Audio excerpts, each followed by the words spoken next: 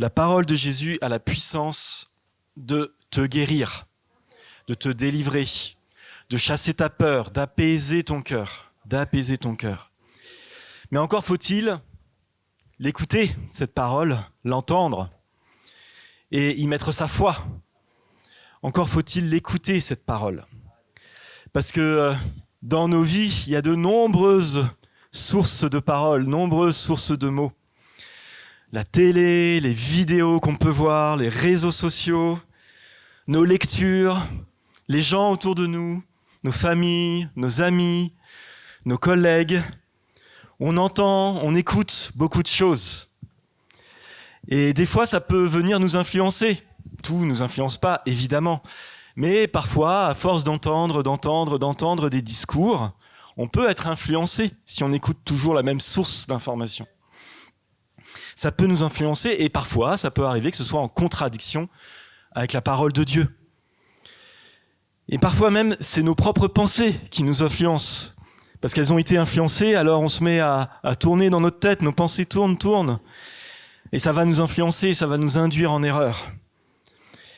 Et par exemple, quand j'étais petit, j'entendais parfois cette expression.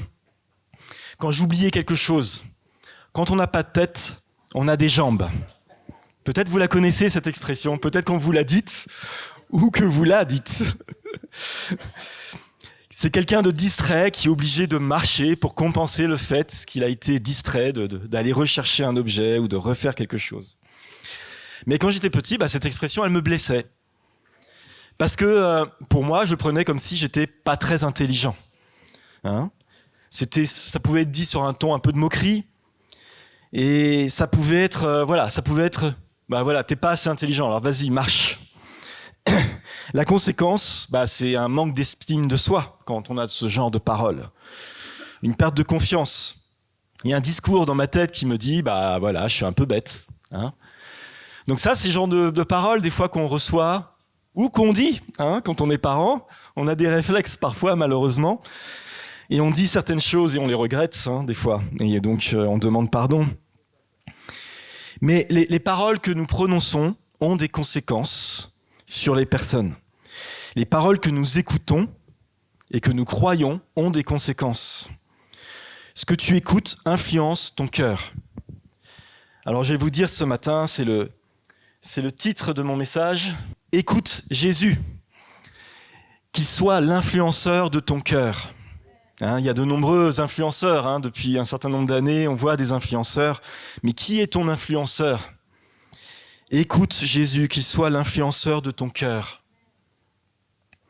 Alors j'avais déjà fait ce message cet été, mais je crois qu'il est toujours pertinent et que la répétition est pédagogique. Merci Kofi.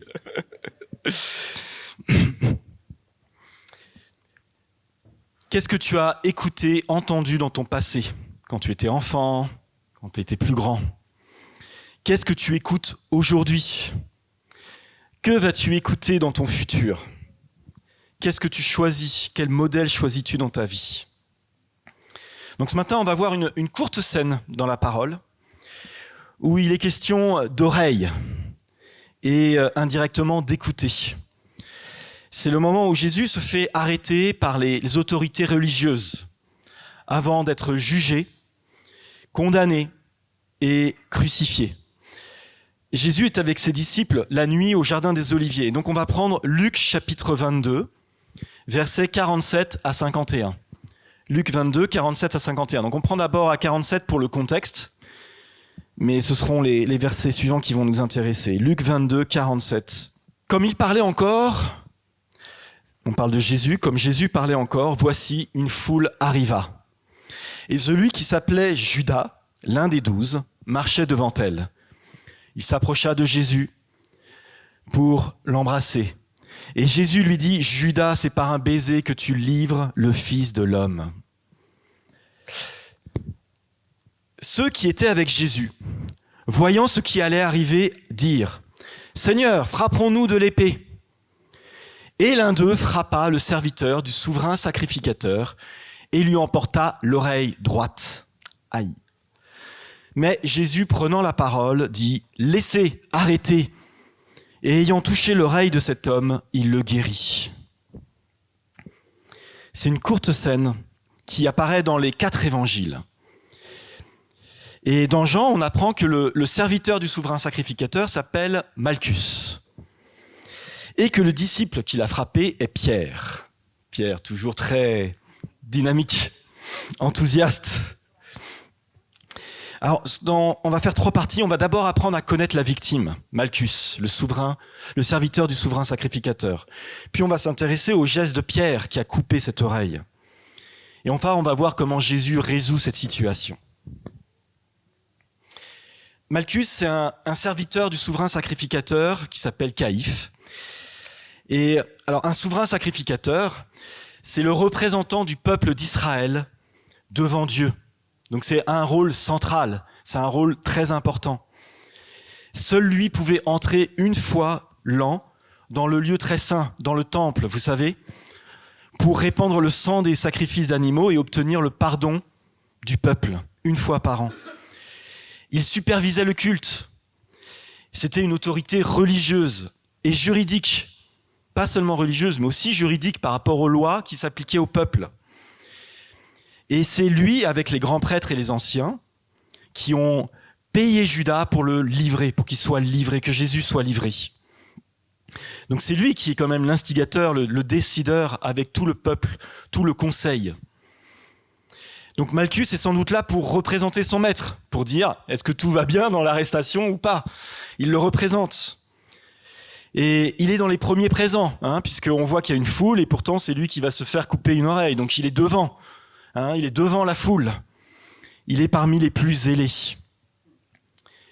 Alors le mot serviteur ici, c'est le mot grec doulos, mais qui signifie esclave en fait.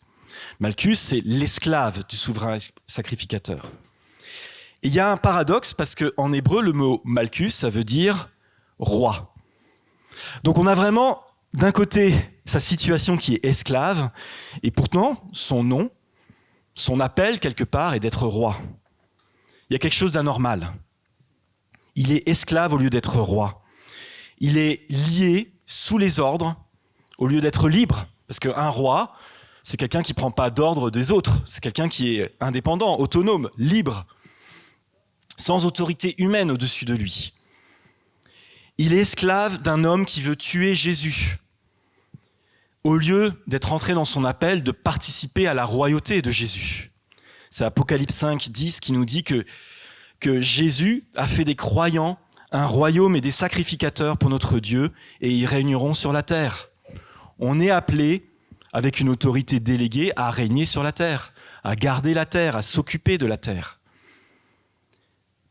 Et cet appel-là, Malchus n'est pas rentré dans cet appel, on le voit. Malchus a un autre maître. Et la Bible nous dit « Nul ne peut servir 2 maîtres ». Car les ordres donnés ne vont pas être les mêmes. Si vous avez 2 maîtres, je ne sais pas si au travail vous avez déjà vu ça, mais si vous avez plusieurs chefs, des fois les ordres se contredisent et vous ne savez plus quoi faire. Ça c'est prioritaire, non, ça c'est prioritaire. Qu'est-ce que je fais alors? Sur quoi je travaille? Soit tu sers Dieu, soit tu sers quelque chose ou quelqu'un d'autre. On l'a chanté d'ailleurs. Et donc une première étape, c'est de se rendre compte de quoi on est serviteur, de quoi on est esclave dans nos vies. Parce que parfois on est esclave sans le savoir. On peut être sous le contrôle d'autres choses. On peut être esclave du smartphone. Quand on l'a toujours avec soi et que si jamais on le perd, on est un peu en panique. On peut être esclave des vidéos, des jeux vidéo. On peut être esclave d'un produit, comme l'alcool, comme la drogue ou les médicaments.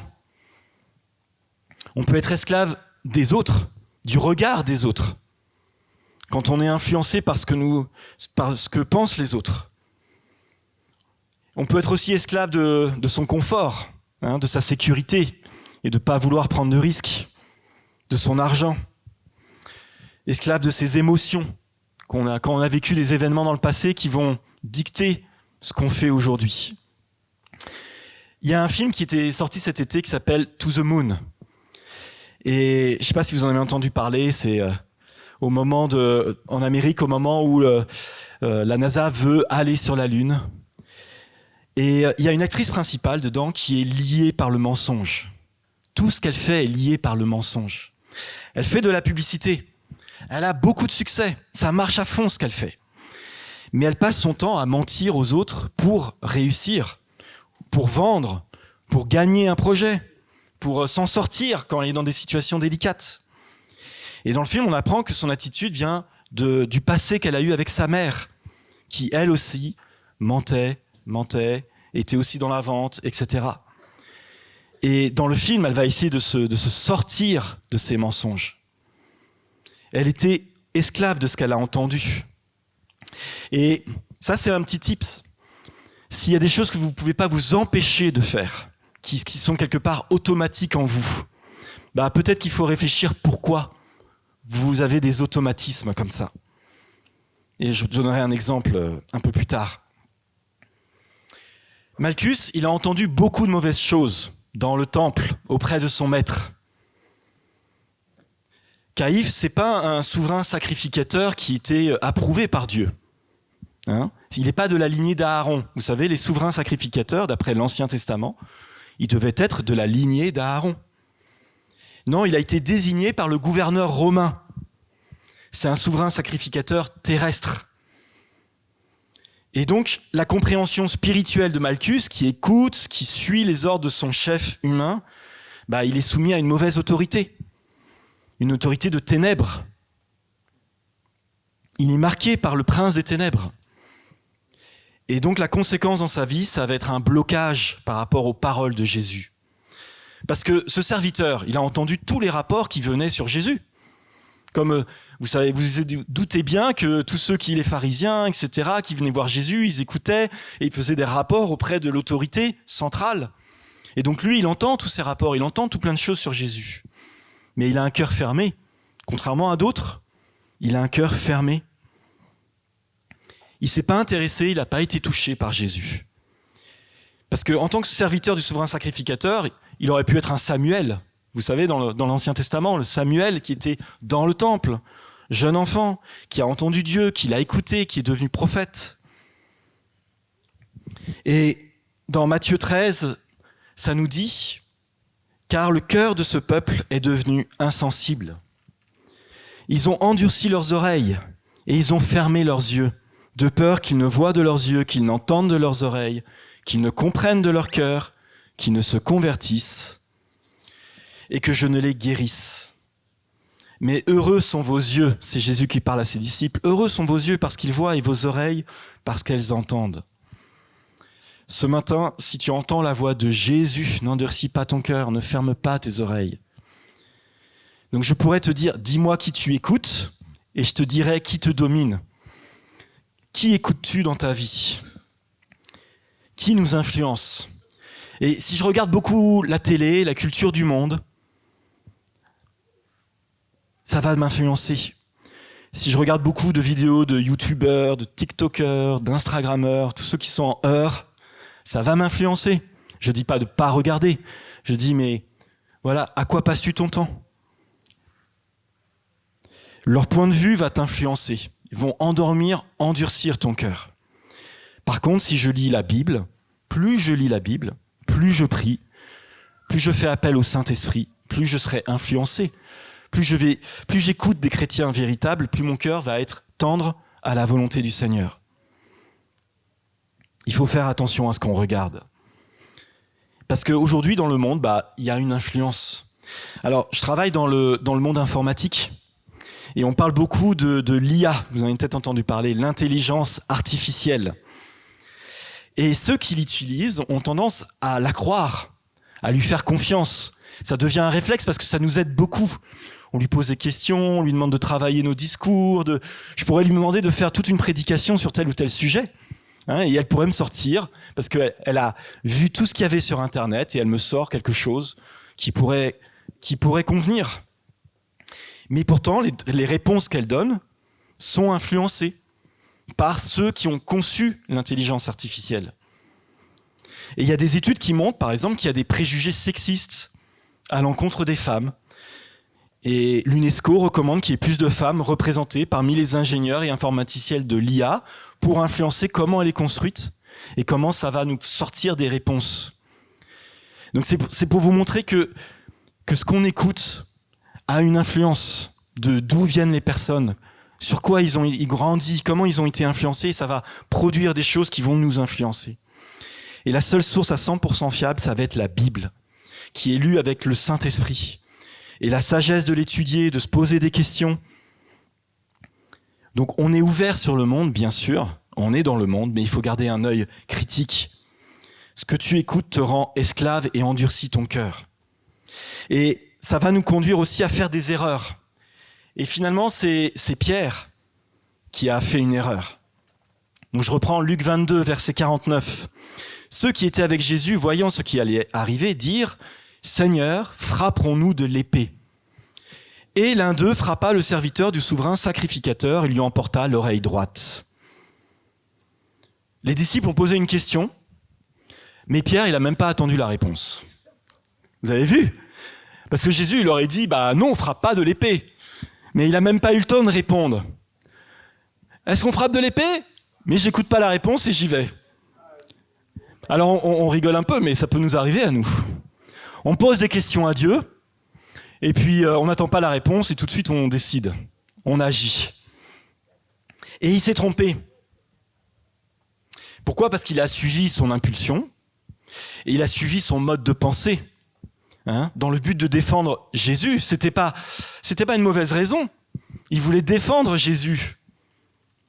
Mais il avait été influencé par un autre mode de pensée qui l'a conduit à faire une erreur. Parce que les disciples pensaient que Jésus voulait établir son royaume par la force. C'était un Messie triomphant. L'interprétation qui prédominait à l'époque, c'était l'arrivée d'un Messie et qui allait établir le royaume physiquement en Israël, chasser les Romains. Donc c'était pas possible que Jésus soit arrêté. Et ils n'avaient pas compris les paroles que Jésus avait dit juste avant. Luc 22, 35, dans le contexte du passage. Jésus leur dit encore « Quand je vous ai envoyé sans bourse, sans sac et sans souliers, avez-vous manqué de quelque chose ?» Ils répondirent « De rien. » Et il leur dit « Maintenant, au contraire, que celui qui a une bourse la prenne et que celui qui a un sac le prenne également, que celui qui n'a point d'épée vende son vêtement et achète une épée. » Bizarre, hein ? Les disciples avaient pris ces paroles littéralement. Oui, maintenant on prend une épée. C'est le moment. On va se rebeller. Il faut qu'on ait des épées. Mais c'était pas ça. Pendant tout le temps du ministère de Jésus, les disciples avaient été bien accueillis. Et les habitants des villes qu'ils visitaient pourvoyaient à leurs besoins. Ils leur fournissaient à manger, de quoi dormir, des vêtements. Mais à partir de maintenant, quand Jésus va être arrêté et mourir, ça va plus se passer comme ça. Ça va être le temps de la persécution. Les disciples vont être persécutés, il va y avoir de l'hostilité. Et d'ailleurs, on le voit, puisqu'au moment de l'arrestation, ils vont tous fuir, ils vont tous partir. Donc ça veut dire qu'il faut qu'ils prévoient d'avoir leurs propres ressources et qu'ils vont rencontrer de l'opposition humaine et spirituelle du monde des ténèbres.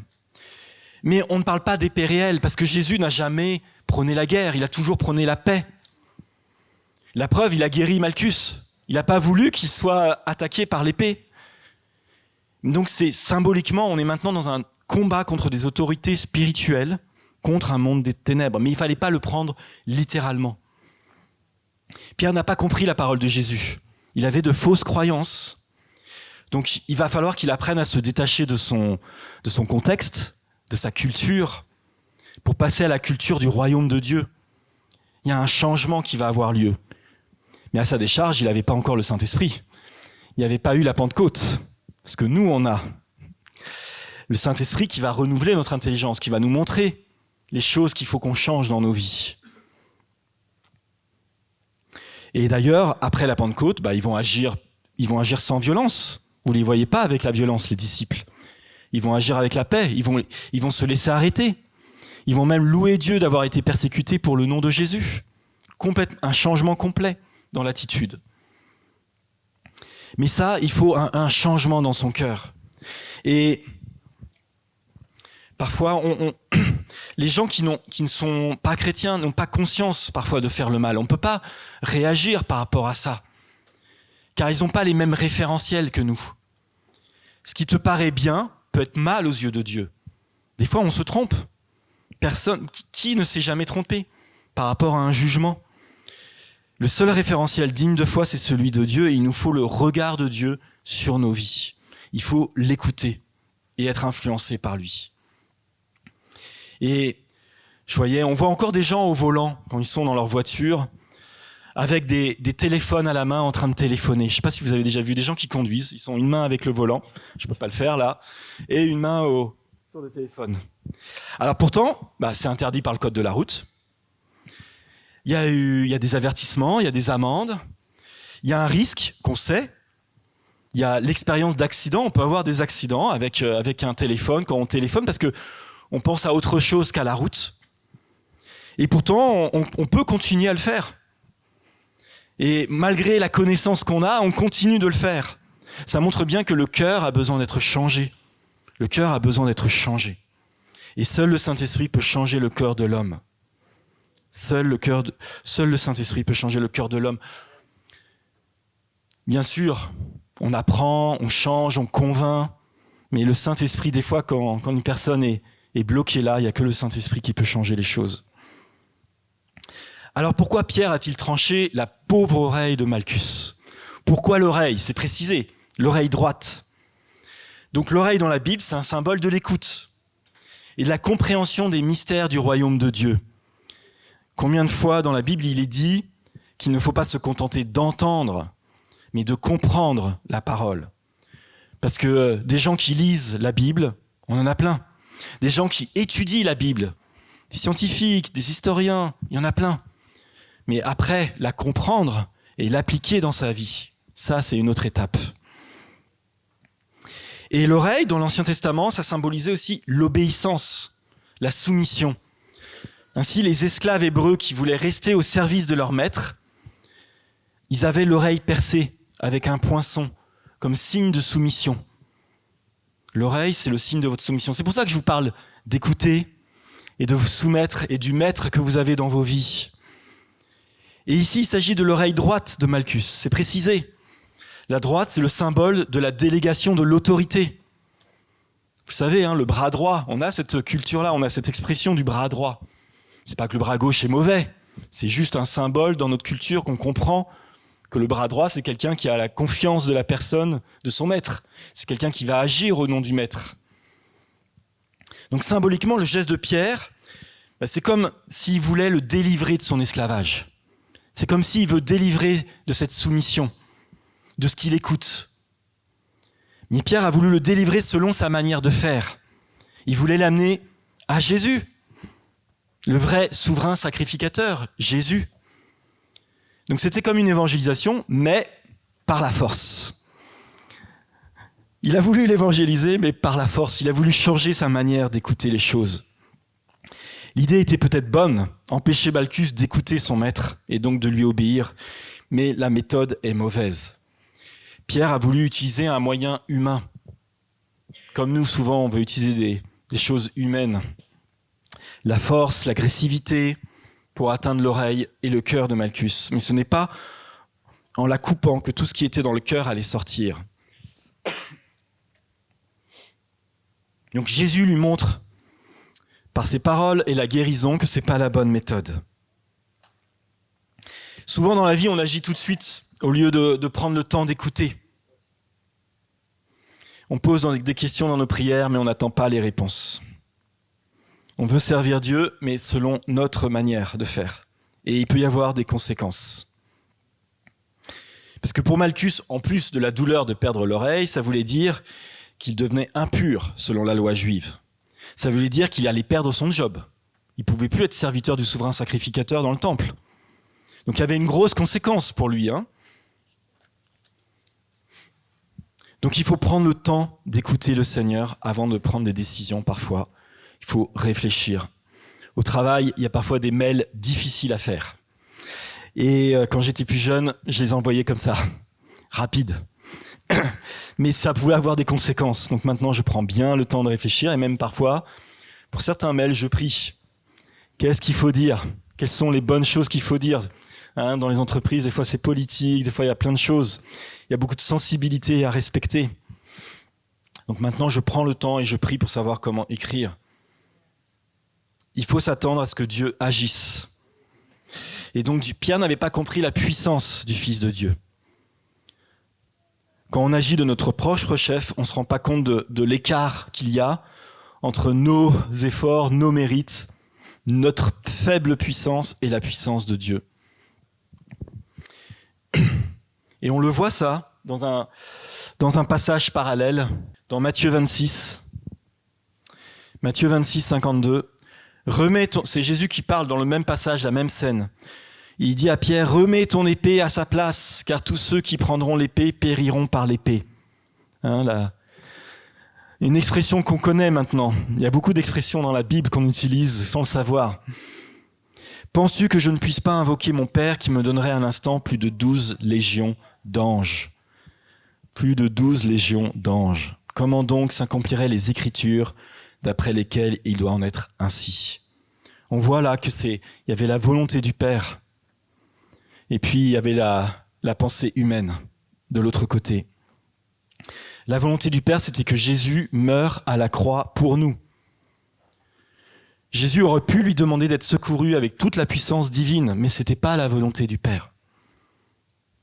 Donc, il est vraiment important de discerner la volonté du Père dans nos vies, pour l'accomplir et s'y tenir. Des fois, malgré nos désirs et notre propre volonté. Parfois, ça switche bien, puis des fois, ça switche pas. C'est le Père qui enlève les mauvais projets dans nos vies, mais qui garde les bons projets dans nos vies. Il aurait été juste que Jésus se défende contre la foule. C'était juste, parce qu'il était saint, parfait, sans péché. C'était injuste, cette situation. Et dans votre vie, vous allez peut-être vivre des situations injustes. Vous sentez que c'est injuste, les accusations qui sont portées. Mais il fallait qu'il accomplisse la volonté du Père. Quelle est la volonté du Père dans cette situation d'injustice? C'est pas forcément que je me fasse justice moi-même. Laissons le Père faire justice.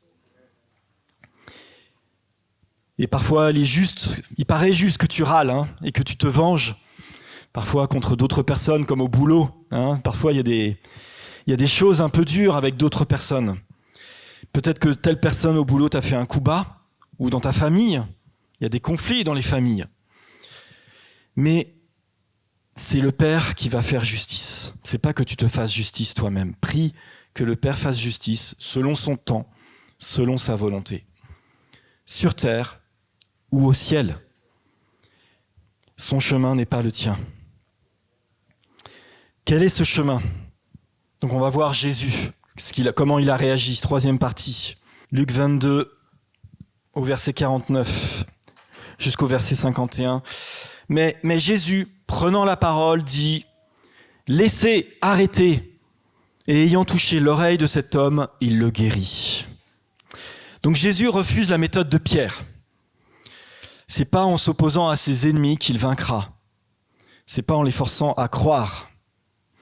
Donc sa méthode, c'est d'être soumis, de son plein gré à la volonté de son Père. C'est de son plein gré qu'il se soumet à la volonté du Père. Il se soumet même si ça va le conduire à la mort. Parce qu'il sait que Dieu va le ressusciter aussi. Il sait qu'il est victorieux à la fin. On ne se soumet pas en étant défaitiste. On sait qu'on a la victoire. Et que les épreuves auront une fin. Et cette soumission, ça passe par l'écouter. Il n'y a pas d'autre moyen. Donc dans Psaume 40, verset 6, « Tu ne désires ni sacrifice ni offrande. » C'est David qui parle dans ce psaume, mais c'est prophétique de ce que Jésus peut dire. Dieu, tu ne désires ni sacrifice ni offrande. Tu m'as ouvert les oreilles. Tu ne demandes ni holocauste, ni victime expiatoire. Alors je dis, voici, je viens. Avec le rouleau du livre écrit pour moi. Les Écritures parlent de Jésus. Je veux faire ta volonté, mon Dieu, et ta loi est au fond de mon cœur. Donc écouter Dieu, c'est pas seulement prier en silence et lire la Bible, mais c'est aussi être attentif aux circonstances qui vont te faire changer.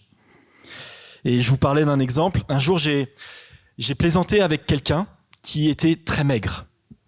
Et quelque part, je plaisantais en croyant me plaisanter avec lui alors que je plaisantais sur lui, en disant qu'il fallait qu'il mange plus. Et une semaine après, j'étais parti en vacances et une semaine après, je reçois un mail de sa part qui me dit qu'il souffrait de cette maigreur, que c'était pas volontaire et que je l'avais blessé. Alors j'ai évidemment demandé pardon, j'ai décidé d'arrêter ces plaisanteries, mais c'est quelque chose que je savais que des fois je pouvais me faire des plaisanteries mais qui étaient un peu moqueuses sur les gens. C'était quelque chose d'automatique. Et à partir de ce jour-là, mais j'ai vraiment prié pour que ce genre de plaisanterie s'en aille, pour que c'est plus possible. C'est pas possible. Et il faut que ce mauvais trait de caractère s'en aille. Et faire l'effort d'être vigilant. Attention, ta langue, ta bouche, ferme ta bouche. Ferme ta bouche. Et je suis vigilant de ne pas tomber dans ce travers. Et j'espère que je ne le fais plus. Et si je le fais un jour avec vous, venez me voir que je vous demande pardon. Venez me voir. Et c'est vraiment quelque chose que je suis vigilant aujourd'hui. Et je pense que c'est parti. Donc, il faut réaliser les mauvais automatismes qu'on a, les liens qu'on peut avoir acquis. Écouter la parole. Écouter ce qui est juste. Et se soumettre à ce qui est juste. Demander pardon. Et agir en conséquence, mettre en pratique. Et on voit les fruits de cette soumission avec Jésus. Il a guéri l'oreille, même trahi par un ami, Judas, sur le point d'être emmené à la mort. Son œuvre, son dernier miracle, c'est de guérir l'oreille de Malchus qui est son ennemi. Malchus qui vient l'arrêter. De faire du bien à un de ses ennemis, son dernier miracle. Je ne sais pas si nous on en serait capable. Et le mot oreille qui est utilisé ici, en ayant touché l'oreille de cet homme, il le guérit. C'est plus exactement le lobe de l'oreille. C'est pas l'oreille en entier, c'est le lobe. Et dans l'Ancien Testament, je vous disais, il y a des sacrifices et il y a un sacrifice de purification pour le souverain sacrificateur. Avant qu'il entre dans le lieu très saint, il fallait lui mettre du sang du bélier sur l'oreille, sur le lobe de l'oreille. L'oreille du sacrificateur avait besoin d'être purifiée avant de pouvoir rentrer dans la présence de Dieu, dans le lieu très saint. Parce qu'elle écoute de mauvaises choses. On écoute tous de mauvaises choses. Elle avait besoin d'être ouverte aux pensées de Dieu. Et l'oreille de Malchus, elle sera transformée par le sang de Jésus par la croix. Pas par son propre sang. Quand l'oreille est coupée, c'est le sang de l'homme qui est là. Alors que Jésus, il voulait que ce soit son sang qui soit versé pour la purification de son cœur. C'est son sang qui doit couler, c'est pas notre sang. Jésus remet l'oreille en place car c'est son sang qui va couler et qui a le pouvoir de la purifier, de la transformer. Donc c'est pour ça qu'il faut toujours faire appel à Jésus, qui est la vraie victime expiatoire, qui vous fait rentrer en présence de Dieu et qui va vous transformer. J'ai besoin du sang de Jésus dans ma vie pour purifier mes oreilles et mon cœur. La guérison va permettre de réparer l'erreur de Pierre. Parce que si Jésus n'avait pas guéri cette oreille, il aurait pu laisser comme ça. Non, il ne fallait pas faire ça et puis ne rien faire. Mais ça aurait eu des conséquences. Pierre aurait été arrêté. Il a levé la main sur le serviteur du souverain sacrificateur. On aurait pu accuser Jésus de rébellion armée. Le plan parfait de Dieu pouvait être compromis. C'était très grave. Parce qu'à l'époque, on rigole pas, de se rebeller dans la foule, il y avait aussi des soldats romains. Mais l'ultime miracle de Jésus, avant sa mort, ça va être de tout réparer les conséquences de l'erreur de Pierre. Et j'aimerais vous dire que vraiment, Dieu répare nos erreurs. Dieu répare nos erreurs. Il efface les conséquences. Et c'est pour ça qu'on peut faire confiance à Dieu, car je sais qu'il répare mes fautes. Je l'avais déjà dit plein de fois. Et moi, j'ai vraiment confiance. Quand je fais des erreurs, au boulot, on en fait tous, mais je prie tout de suite, Seigneur, ok, j'ai fait cette erreur, mais qu'il n'y ait pas de conséquences à long terme. Que ça ne change pas les choses. Oui, peut-être qu'il y a une erreur là et qu'il va y avoir quelque chose, mais qu'il n'y ait pas de conséquences à long terme sur ça. Efface les conséquences de mes erreurs. Et en ce qui concerne la personne que j'avais blessée, Ensuite, ça s'est bien passé. À partir du moment où vous demandez pardon sincèrement, vous faites votre part. Et la personne, c'était une personne de l'Église. C'était une personne de mon Église. Ça aurait pu avoir des conséquences de se brouiller avec quelqu'un. Ça aurait pu mal se passer, mais Dieu a annulé les mauvaises paroles. Ça s'est bien passé, il efface les conséquences de nos erreurs. Merci Seigneur. Alors, ce matin, il faut que tu te rendes compte que ce que tu écoutes influence ton cœur. Et ça te rend esclave. Pas tout. On n'est pas, rigoriste comme ça, mais attention à ce que tu écoutes. Parce que ça peut te faire rater ton appel. Malchus, son appel, c'était d'être roi. Roi avec Jésus. Et il n'est pas rentré dans cet appel. On n'a plus entendu parler de Malchus après. On ne sait pas s'il est devenu disciple. Peut-être pas. Et si tu ne réfléchis pas à la parole et que tu ne l'appliques pas, si tu comptes que sur toi-même, au lieu de compter sur Dieu, tu vas faire des erreurs comme Pierre. Déjà qu'on en fait en temps normal. Alors si tu ne t'appuies pas sur Dieu, tu vas faire des erreurs, encore plus. La solution, c'est de te soumettre à Dieu, de l'écouter et de lui faire confiance. La solution, c'est d'aller à la croix de Jésus. À la croix de Jésus. Parle-moi, Seigneur, montre-moi, transforme-moi. Par ton sang, tu me changes. Par ton sang, j'avance. Par ton sang, tu me conduis vers mon appel. Que Jésus soit l'influenceur de ton cœur. Alors je vais prier.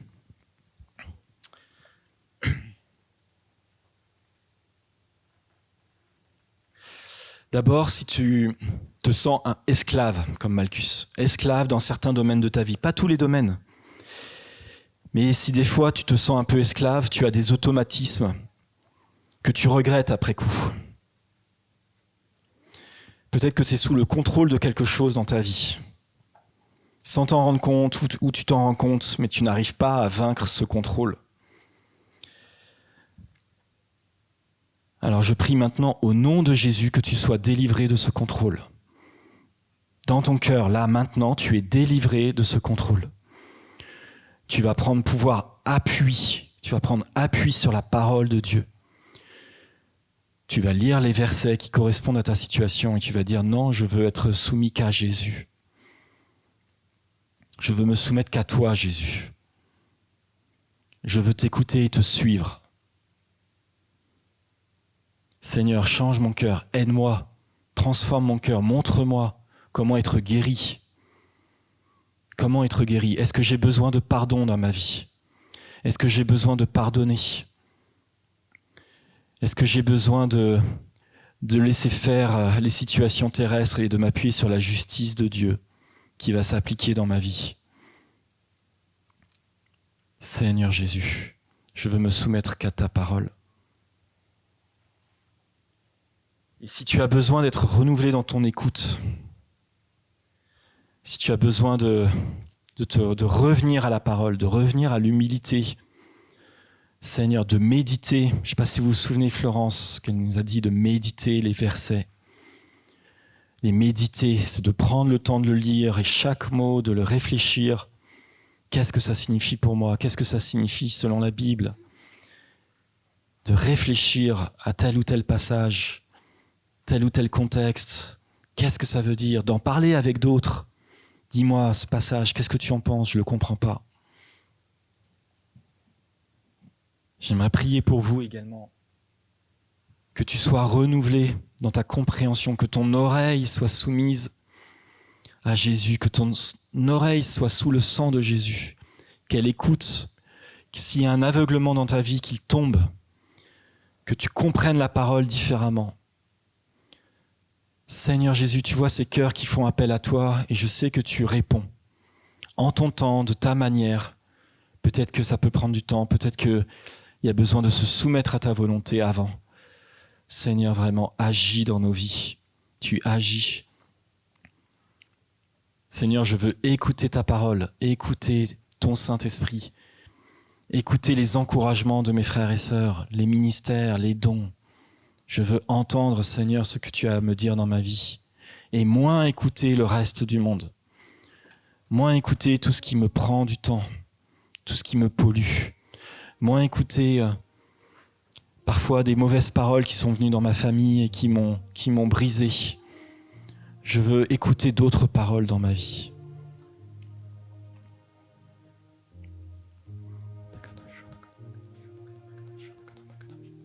Au nom de Jésus. Amen.